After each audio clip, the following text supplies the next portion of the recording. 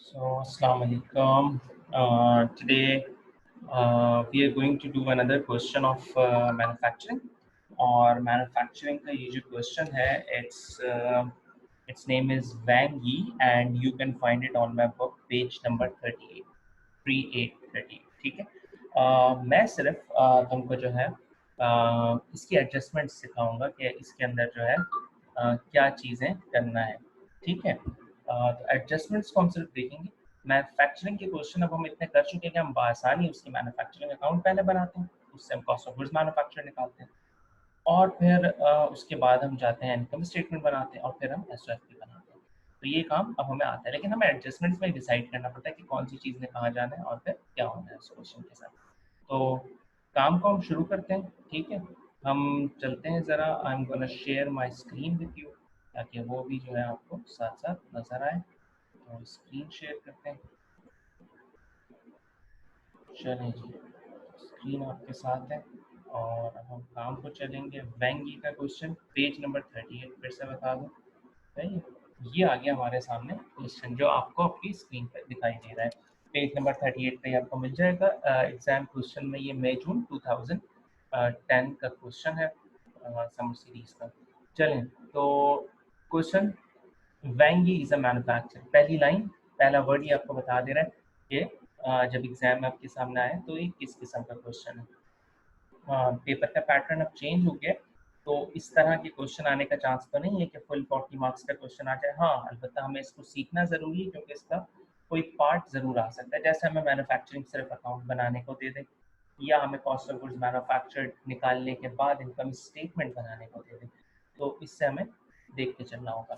आगे बढ़ते हैं। इस क्वेश्चन को हम देख रहे हैं, रॉ मटेरियल, तीनों टाइप की इन्वेंट्री ओपनिंग आपके पास मौजूद है, परचेजेस ऑफ रॉ मटेरियल है, और नीचे देखो तो ज़रा परचेजेस ऑफ फिनिश गुड्स भी, यानी एक ऐसा बिजनेस है जो गुड्स बना भी रहा है, मेजॉरिटी गुड्स यकीनन बना रहा होगा, और कुछ बाहर से भी खरीद रहा है, ठीक है?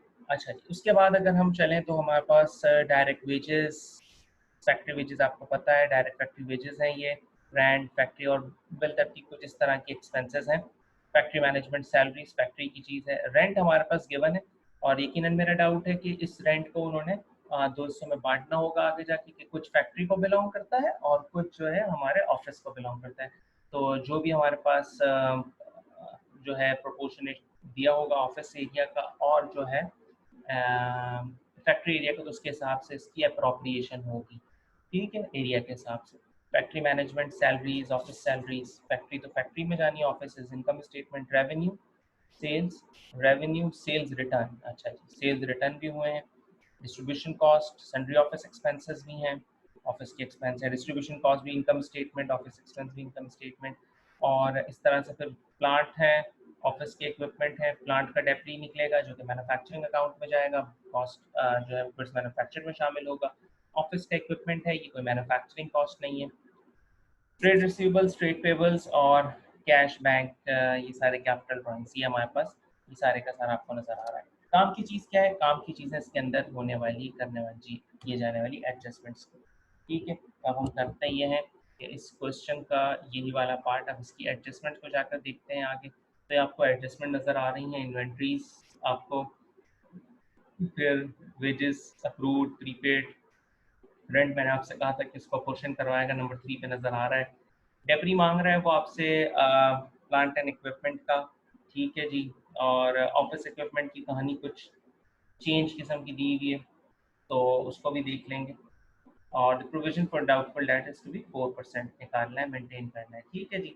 ये हमारे पास की रिक्वायरमेंट है, अमूमन इसी तरह से मांगता है वो। मैन्युफैक्चरिंग अकाउंट ए पे मांग रहा है, दैन वो इनकम स्टेटमेंट मांगता है, हमेशा की तरह ऐसा ही काम, और फिर उसके बाद वो बोल रहा है कि आप बैलेंस शीट बना दो, ठीक है जी। तो अब हम एडजस्टमेंट्स को बहुत तमीज़ से देखेंगे, ठीक है? तो तरीके से हम एडजस्टमेंट्स को अलग अलग तरीके से, अब हम मैंने इसको अलग कर दिया है, अलग अलग तरीके से हम एडजस्टमेंट्स को देखेंगे। इन्वेंट्रीज का स्टॉक है आपके पास 31 जैन 2010।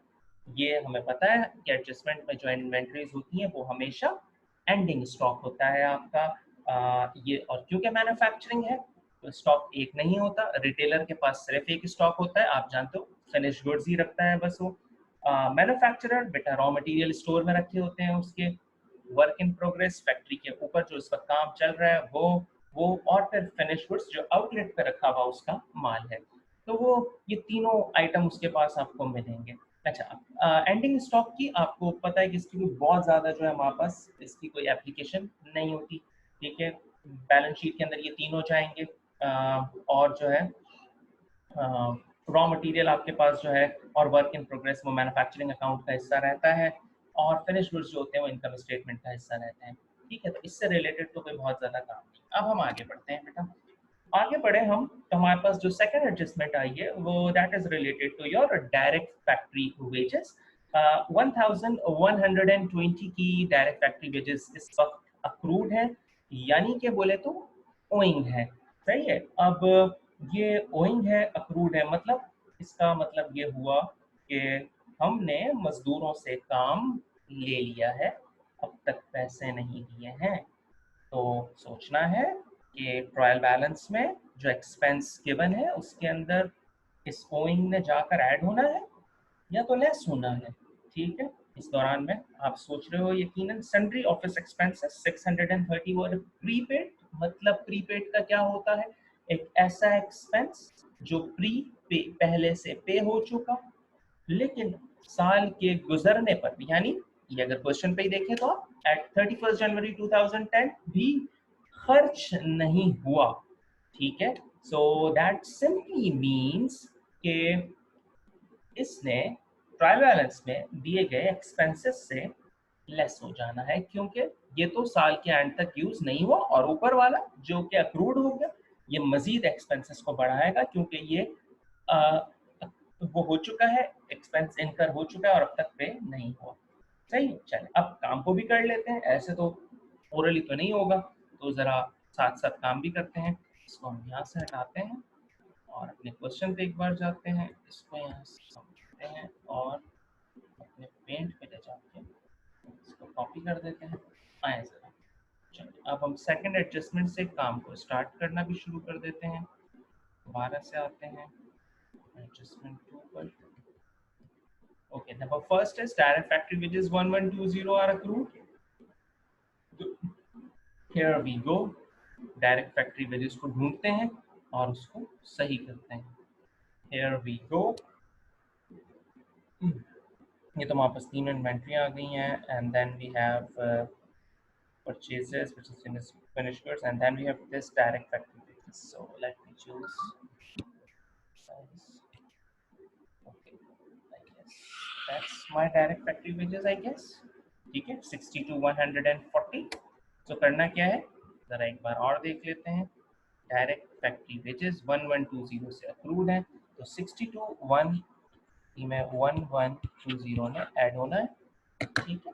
60 to 140 में 1120 ने ऐड होना है, तो 60 to 140 plus 60 to 140 plus 1120, so that's 63260। I hope आप साथ साथ कैलकुलेशन करेंगे। 63260, ठीक है जी, 63260।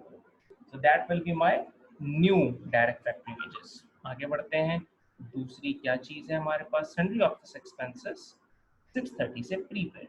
ओके जी, let's find the sundry office expenses।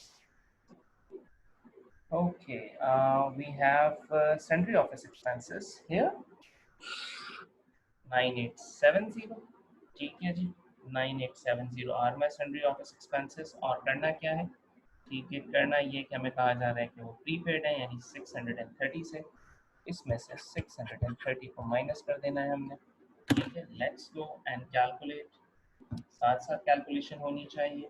9870 minus 630, 9240। These are my new sundry office expenses। क्यों माइनस कर दी, क्योंकि प्रीपेड है, कंज्यूम ही नहीं हुआ, साल एंड हो गया, तो ये हमारा एक्सपेंसेस साल के एक्सपेंसेस का हिस्सा नहीं है, बल्कि ये हमारे पास एज एन एसेट रहेगा। ये हमारे पास एज एन एसेट रहेगा। कहाँ नजर आता है एसेट, बैलेंस शीट में आता है। अच्छा, और जो डायरेक्ट फैक्ट्री वेजेस है हमारी, ये इतनी है, ठीक है, और ये कहाँ जाती है, इनकम स्टेटमेंट में तो नहीं जाती, ये तो मैन्युफैक्चरिंग अकाउंट में जाती है। ये इनकम स्टेटमेंट का आइटम, क्यों इनकम स्टेटमेंट है, क्योंकि ऑफिस का एक्सपेंस है। अच्छा ये क्या है भाई 1120, ये भी बैलेंस शीट का आइटम है, लेकिन बेटा इसके बरक्स ये अपना 630 जो था ये बड़ी गुड न्यूज़ थी हमारे लिए, ये हमारा एसेट था, जबकि ये भाईजान जो है हमारी करंट लायबिलिटी। ठीक है, तो हमने इसको सॉर्ट आउट कर लिया। ठीक है जी, साथ साथ काम को बढ़ाते हैं, किस आगे बढ़ाएंगे, एडजस्टमेंट्स पे भी अब बात बेहतर है। चलें जी आगे बढ़ते हैं, देखते हैं नेक्स्ट क्या एडजस्टमेंट हमारे सामने आती है। रेंट आ गई भाई, देखें वही हरकत कर दी इसने जिसका हमें पता था, कि रेंट उसने दिया है, और फैक्ट्री और जो है आपके ऑफिस का उसने एरिया दे दिया आपको। 3/5 of the area is occupied by the factory, 2/5 by the office. आसान सा काम है, कोई मसले की बात नहीं है, इसको करते हैं। Rent 3/5 of the area is occupied by factory. आइए 3/5 of the area is occupied by factory, पहले तो रेंट को ढूंढ के निकालते हैं। अच्छा जी ये रहा आपका रेंट 28,000, ठीक है भाई, ये आ गया रेंट, ये 28,000 ये रेंट है आपका। अब यहाँ काम कर लेते हैं इसको, यहाँ तो बहुत ज़्यादा मैसअप हो रहा है। 28,000 इसके दो हिस्से करने, एक बाई 3/5 ले लें आप और एक बाई 2/5 ले लें आप। तो इस 28,000 को मल्टीप्लाई करना है बेसिकली 3/5, 3/5 मल्टीप्लाइड बाई 28,000, तो 3 divided by 5 multiplied by 28,000, that will be 16,800. That will be 16,800, and एक और काम कर लेते हैं, 28,000 को अब हम 2/5 से भी कर लेते हैं, 2 डिवाइड बाई 5 मल्टीप्लाइड बाई 28,000, अच्छा जी दैट 11,200। तो ये आते हैं आपके पास दो रेंट, रेंट के दो हिस्से हो गए, जो फैक्ट्री को बिलोंग करता था हमने उसको फैक्ट्री पे भेज दिया, जो रेंट जो है आपका ऑफिस को बिलोंग करता था उसको ऑफिस के साथ ले आए। ठीक है, so that's how it works. ठीक है जी, ऑफिस वाला ऑफिस पे, फैक्ट्री वाला फैक्ट्री पे आ गया, फैक्ट्री को बिलोंग करता है 16,800। सही है जी, ये आपका फैक्ट्री का हो गया। ठीक है, फैक्ट्री ब्लू कॉलर है, सही है, तो उसको हम ज़रा ब्लू कर देते हैं। ठीक है जी, ये ले लें जी, ये आपका फैक्ट्री का रेंट है, सही है। तो फैक्ट्री के रेंट ने आपको पता है कहाँ जाना होता है, एमए मतलब मैन्युफैक्चरिंग अकाउंट में। ऑफिस के रेंट ने आपको पता है, ऑफिस वाइट तो हो नहीं सकता, ब्लैक ही रहता है। ऑफिस के रेंट ने आपको पता है कि उसने इनकम स्टेटमेंट में जाना है। ठीक है जी, ये कहानी हमारी मुक गई, आसान सी थी, रेंट को हमने दो हिस्सों में बांट दिया। आगे बढ़ते हैं और एडजस्टमेंट्स को देखते हैं क्या कहती हैं हमसे। Depreciation is charged on plant and machinery at 20% per annum using diminishing balance method. सही भाई, depreciation is to be charged as 20% per annum और RBM तो बहुत बड़ा काम नहीं मांग रहा हमसे वो, ठीक है आसान सा काम है कर देते हैं। ठीक है, आरबीएम का फॉर्मूला पता है हमें, पुराना फॉर्मूला है वही वाला, क्या करते हैं भाई कि कॉस्ट में से पुराने वाला डेप्रिसिएशन को माइनस करते हैं और जो हमारे एग्जामिनर हुजूर ने जो रेट दिए हैं वो उस पर अप्लाई करते हैं। ठीक है जी, cost minus accumulated depreciation into rate. मैं फॉर्मूला नहीं लिखूंगा, जगह बहुत तंग है। ठीक है, और ये पहला क्वेश्चन नहीं है, वी आर क्वाइट। तो चलते हैं, ये प्लांट एंड मशीनरी के डेप्री था, यस एट 20%, यस। चलें, प्लांट एंड मशीनरी की कॉस्ट आ गई और भाई ये आ गया प्रोविजन। ठीक है जी, कॉस्ट है 90,000, प्रोविजन है 32,000। ओके, इस पे रेट लगाना है 20%, छोटा सा काम है, ब्रैकेट जरूर इस्तेमाल करिएगा, पहला काम पहले कीजिएगा, एक साथ नहीं डालिएगा। 90,000 minus 32,000, the answer is 58,000 and we are going to multiply it by 20%, the answer is 11,600। ठीक है, तो 11,600 का आंसर आया है। आई होप आप कैलकुलेशन साथ साथ कर रहे होंगे, कैलकुलेशन साथ साथ करना, आपके जो बीज होते हैं उसको फॉर्म करते हैं, काम हो रहा है ये नहीं कहीं कोई गलती आ जाए तो। ओके जी, that's 11,600 is the amount of depreciation for the current year's depreciation। ठीक है, क्योंकि ये फैक्ट्री प्लांट का डिप्रिसिएशन है, तो इसने जाना है मैन्युफैक्चरिंग अकाउंट में। मैन्युफैक्चरिंग अकाउंट तो बहुत बड़ा होता है, वहाँ कहाँ जाना है इसने? मैन्युफैक्चरिंग अकाउंट में इसने जाना है बेटा फैक्ट्री ओवरहेड्स में। ठीक है, डायरेक्ट कॉस्ट का हिस्सा नहीं बन सकता क्योंकि ये ना तो मटेरियल है, ना तो लेबर है, ना ही कोई डायरेक्ट एक्सपेंस है रॉयल्टी टाइप का। तो इस बेचारे ने जाना है फैक्ट्री ओवरहेड्स में, और इससे पहले जो हमने किया था रेंट, उसका भी यही अंजाम है, वो भी फैक्ट्री ओवरहेड्स में ही जाएगा। ठीक, तो that's the depreciation for you. We have this depreciation 11,600 for the current year. सही है। जब हम बैलेंस शीट में जाएंगे तो फिर आपको पता है बैलेंस शीट तो पुरानी बातों को भी याद रखती है, लेकिन इनकम स्टेटमेंट आज की बात करती। बैलेंस शीट में तो सारा जाएगा, वो 32 भी और फिर 11,600 भी, लेकिन इनकम स्टेटमेंट सिर्फ my bad, here the income statement not the manufacturing account, my bad. तो in manufacturing account will only take current years depreciation, क्योंकि मैन्युफैक्चरिंग अकाउंट भी पीरियोडिक होता है, उसमें हम इस साल के गुड्स मैन्युफैक्चर की कॉस्ट निकालते हैं। आगे बढ़ जाते हैं। तो ये हो गया एक डेप्री हमारा। आगे बढ़ते हैं और देखते हैं और कौन सा डेप्री आ रहा है। अब ये बड़ा कोई कॉम्प्लिकेटेड किस्म का डेप्री हमारे सामने आ रहा है, और ये डेप्री हमसे क्या बोल रहा है? Office equipment is depreciated using straight line method at 20% on cost. Okay भाई, सही है जी। Office equipment 24,000 was purchased on 31st July 2006। मेरे ख्याल से हम 2010 में, और ये खरीदा गया है कोई 24,000 रुपए का, कोई 2006। ठीक है, चलो ओके।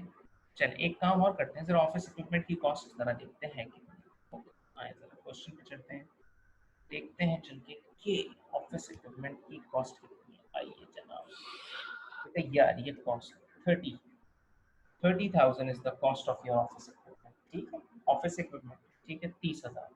अब अब वो बातें जो बोल रहा है वो बड़ी इंपॉर्टेंट है। कहता क्या है वो हमसे?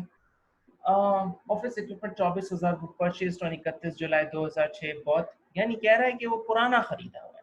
24,000 का तो बहुत पुराना खरीदा है। याद रखना हम 1 जनवरी 2010 पे खड़े हुए हैं। ठीक है, एडिशनल ऑफिस इक्विपमेंट ऑफ 6,000। अच्छा, हमने खुद देखा वहां पे 30 का था, ठीक है ना, 30 का ऑफिस इक्विपमेंट मौजूद था।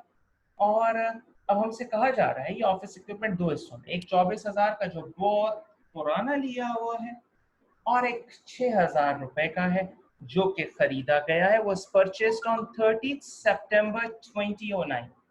कहाँ खड़े हैं? 1 जैन को खड़े, 2010। कब खरीदा है? अभी 2010, अभी हम जैन 2010 में खड़े हैं, ये सितंबर में ही है, 30 सितंबर को, तो सितंबर तो गुजर चुका है। अब हमारे पास ये कब तक है? अक्टूबर, नवंबर, दिसंबर एंड जैन ऑफ 2010। भाई, तो 24-30 हज़ार का इक्विपमेंट वो दो हिस्सों पे बटा हुआ है। एक पुराना 24,000 का चले जा रहा है, एक नया है जो कि 6,000 रुपये का। लिए उसने सिर्फ अभी तक हमारे साथ 4 महीने बिताए हैं। फिर से अगर वो 4 महीने कौन कौन से, सितंबर तो गुजर गया था जब ये आए थे, अक्टूबर, नवंबर, दिसंबर, और क्योंकि जैन भी है तो ये सही है। बात समझ में आ गई? ठीक है, अब और समझते हैं। No other changes in non current asset occurred in the year. Thank you so much, आपने बताया ये depreciation is calculated for the time assets are held. अब डेप्रिसिएशन बड़ी प्रिसिशन से लेते हैं ये लोग, कहते हैं कि जितना अरसे एसेट हमारे साथ रहा हम उतना ही डेप्रिसिएशन देंगे। ठीक, ऐसा नहीं होगा कि पूरे का पूरा इकट्ठा ले लो सारा ना। तो अब वो जो दो हिस्सों में बटा है ना 24,000, इसका डेप्री तो पूरा लेना है क्योंकि ये तो हमेशा से रहा हमारे पास, पुराना आ रहा है। लेकिन ये जो 6,000 वाला एसेट है ये भी कुछ अर्से पहले हमारे पास है, और अभी हमने निकाल लिया कि वो हमारे साथ सिर्फ 4 महीने रहा है, तो इसका डेप्री सिर्फ 4 महीने का निकलेगा। मुश्किल क्वेश्चन नहीं, स्प्लिट कर देंगे। अभी करते हैं, आइए। 24 और 6 को स्प्लिट करना है, रेट है 20% का। ठीक है जी, आइए इस क्वेश्चन को सॉल्व करते हैं। ओके जनाब, कुछ जगह निकालते हैं। आए भाई, यहाँ से हम इसकी कुछ जगह बनाते हैं। 24 और 6, तो बेटा 30,000 का एसेट दो हिस्सों में डिवाइड हुआ। एक है 24,000 का, रेट लगा दें उस पर भी 20%, और जो अमाउंट आ रहा है पूरे का पूरा आप ले लीजिए। ठीक है, तो करते हैं इसको। बहुत मैसअप हो रहा है, काम बहुत ज़्यादा मैसअप हो रहा है। Let's see। लेकिन हम कोशिश करके कर लेंगे, हमारे पास और जगह नहीं बन पा रही है।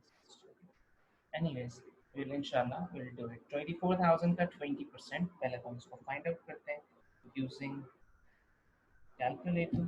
24,000 20% 4,800, क्यों भाई 4,800 भूलना नहीं है ये है। अच्छा बाकी 6,000 रुपये का और एसेट है, उस पर भी डेप्री लगाना है, बिल्कुल उसका रेट भी वही है, यस बिल्कुल वही। फर्क क्या है? फर्क ये भाई वो हमारे साथ पूरे साल नहीं बिता